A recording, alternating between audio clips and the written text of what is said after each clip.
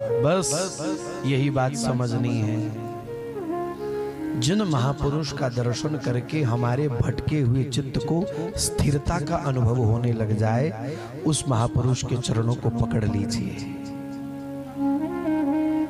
ये मन हर किसी में नहीं टिकता, बहुत ध्यान देना।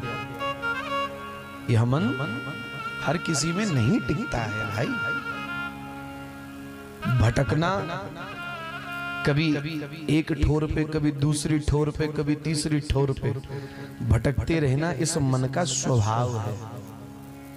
कभी इधर कभी उधर, कभी इधर कभी उधर, मन का स्वभाव है सब। लेकिन जिन संत चरणों में, जिन महापुरुष के चरणों में, जिन भगवत प्रेमी के चरणों में, जिन वैष्णव के चरणों में तुम्हारे भटके हुए चित्त को एक स्थिरता का अनुभव होने लग जाए, तुम्हारा मन जिन चरणों में आकर के ठहर जाए जिन चरणों में आकर के तुम्हारा चित्त, वही चरण तुम्हारा कल्याण करने में सामर्थ्यशाली है। उन्हीं चरणों का आश्रय तुम्हारा कल्याण करेगा, जहां तुम्हारा मन आकर के ठहर जाए। बस अब यहाँ के बाद कहीं और नहीं जाना, इन्हीं चरणों में मेरे जीवन की पूर्णता है। बस अब और नहीं। जहां तुम्हारी मन की स्थिरता हो जाए, पकड़ लो संत के चरणों को।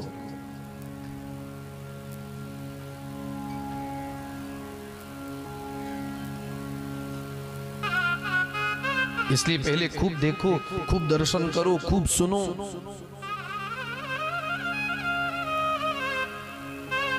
सदगुरु का चयन करते समय कभी भी जल्दबाजी न करिए। गुरु का चयन करने में कभी जल्दबाजी नहीं होती भाई। सुनो, देखो, जानो, पहचानो, समझो।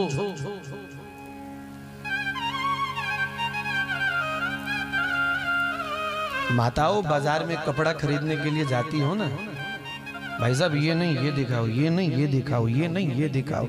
100 रुपए का कपड़ा लेना बेचारे की पूरी दुकान खुलवा देती है। मुझे ऐसा लगता है कि इस दुनिया में जो सबसे मुश्किल काम है ना, वो कपड़ा बेचना है। सबसे मुश्किल काम। 100 रुपए का कपड़ा लेना है, पर ये नहीं कोई और दिखाओ, ये नहीं कोई और दिखाओ, ये नहीं कोई और दिखाओ। बेचारा दुकानदार पूरी दुकान खोल के सामने रख देता है, और बाद में लास्ट में लेना कौन सा है? जो सबसे पहले देखा था। लेना फिर भी वही है। एक 100 रुपए का कपड़ा खरीदते समय इतनी जांच पड़ताल करती हो, इतना जांच पड़ताल आप लोग करते ही हो, स्वाभाविक सी बात है। लेकिन जब भी गुरु शरण में जाने का अवसर आता है, तो एकदम से केवल बाहरी चकाचौंध को देख करके मन बहक जाए, ऐसा नहीं होता। ऐसा नहीं। गुरु चयन करते समय किसी सदगुरु के चरण शरण को ग्रहण करने से पहले खूब समझ लो, खूब जान जाओ, पहचान जाओ। अपने आप को देख लो, अपनी स्थिति को जान लो पहले। क्या हम इस मार्ग पर चलने के लिए पूरी तरह से तैयार हैं?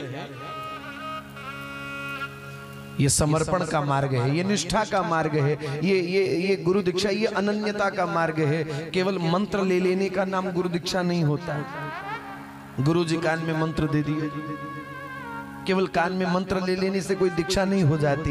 ये गुरु दीक्षा का जो मार्ग है, ये अनन्यता का मार्ग है, ये समर्पण का मार्ग है, ये अनन्य निष्ठा का मार्ग है, ये विश्वास का मार्ग है, ये प्रेम का मार्ग है भाई। पहले अपने आप को देख लो, जान लो, क्या इस अनन्य के मार्ग, इस अनन्यता के मार्ग में, इस निष्ठा के मार्ग में, इस समर्पण के मार्ग में, इस प्रेम के मार्ग में हम पूर्ण रूप से चलने के लिए तैयार हैं कि नहीं? अगर अपना मन तुम्हें गवाही नहीं दे रहा है, तो अभी थोड़ा बचे रहो, थोड़ा पीछे रहो, सुनो सबका। सब महापुरुषों को सुनो, सदग्रंथों का स्वाध्याय करो। सदग्रंथों का स्वाध्याय करते करते, महापुरुषों की वाणियों को सुनते सुनते सुनते सुनते तुम्हारा मन धीरे धीरे तैयार होगा। उस स्थिति को स्वीकार करने के लिए तुम्हारा मन तैयार होगा। जिस दिन तुम्हारा मन तैयार हो जाए, संत चरणों में जहां तुम्हारा मन अटक जाए, पकड़ लो फिर उस संत के चरणों में। फिर अन्यत्र नहीं, कोई दूसरा साधन नहीं, कोई दूसरी साधना नहीं। फिर तो गुरु चरण अष्ट प्रहर निरखत रहो, गुरु चरणन की और